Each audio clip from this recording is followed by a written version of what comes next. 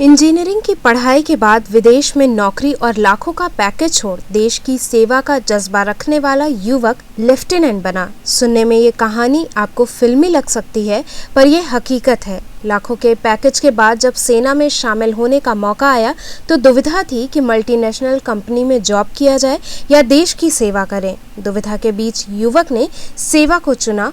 युवक के इस फैसले से उसके माता पिता काफी खुश हैं। चोलापुर विकासखंड के बाबतपुर गांव में अध्यापक के इकलौते पुत्र किशन चौबे मलेशिया के कंपनी में 36 लाख का पैकेज छोड़ सेना में लेफ्टिनेंट बन चुके हैं। किशन ने अपने चाचा AK चतुर्वेदी, जो कि जूनियर कमिश्नर ऑफिसर हैं, उनसे बचपन से ही सेना के बारे में जानकारी ली। उनसे ही प्रेरणा एवं उत्साह वर्धन के कारण सेना में शामिल होने की भावना जागृत हुई। पढ़ाई के साथ साथ सेना में शामिल होने का इरादा भी बढ़ता गया। इंजीनियरिंग की पढ़ाई पूरी करने के बाद मल्टीनेशनल कंपनी में कार्यरत होने के बाद निरंतर सेना की तैयारी चलती रही। एक समय ऐसा आया जब नौकरी छोड़कर तैयारियों में शामिल हो गए।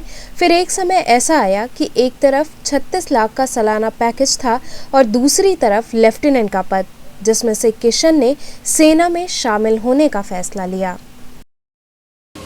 आप मल्टीनेशनल कंपनी में थे, अच्छे पैकेज पे थे, तो सेना की तरफ किस तरफ मुड़े और कैसे ध्यान आकर्षित हुआ?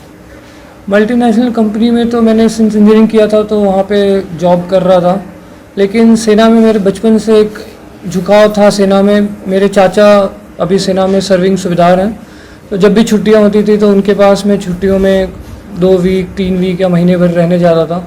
तो उस जगह से मुझे सेना के लाइफस्टाइल और सेना के बारे में पता चला, तो वो हमेशा से एक झुकाव था। मैं जॉब के साथ साथ इसके लिए ट्राई करता रहा और इस बार फाइनली सक्सेसफुल हुआ और कमीशन हो पाया मैं एज ए लेफ्टिनेंट।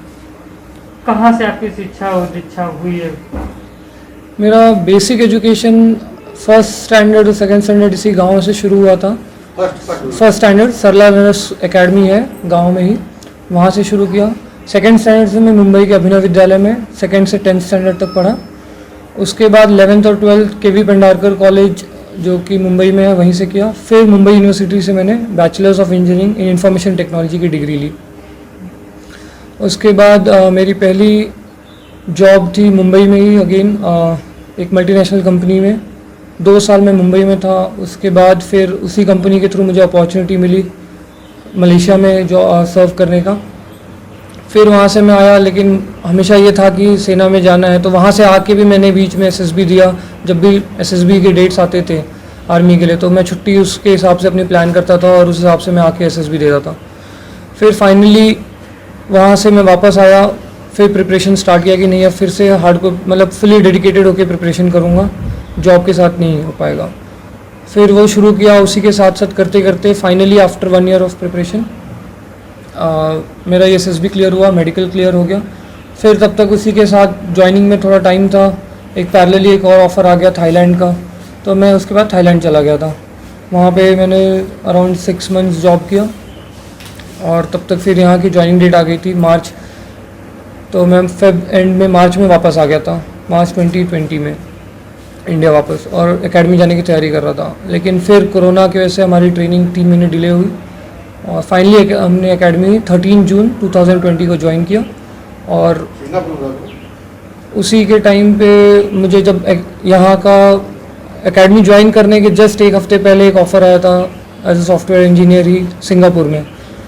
तो वो एक बहुत बड़ा डिलेमा था कि कौन सी जॉब चूज़ करें। यहाँ पे एक अच्छा पे पैकेज था बट यहाँ पे एक अच्छी लाइफस्टाइल थी, तो फाइनली मैंने एक अच्छी लाइफस्टाइल और सर्विस टू कंट्री चूज़ किया।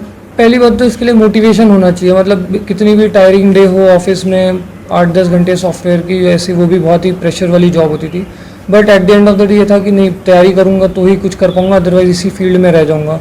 तो हर दिन का मेरा प्लानिंग ऐसा होता था कि हर दिन एटलीस्ट कम से कम कुछ नहीं तो 1 घंटे टाइम निकालना, और वीकेंड जैसे सैटरडे संडे छुट्टी होती थी तो उसमें 4 से 5 घंटे का टाइम देना, या कभी ज़्यादा हो गया तो 7-8 घंटे भी टाइम दे दिया सैटरडे संडे को। तो इस हिसाब से मैनेज कर पाया मैं।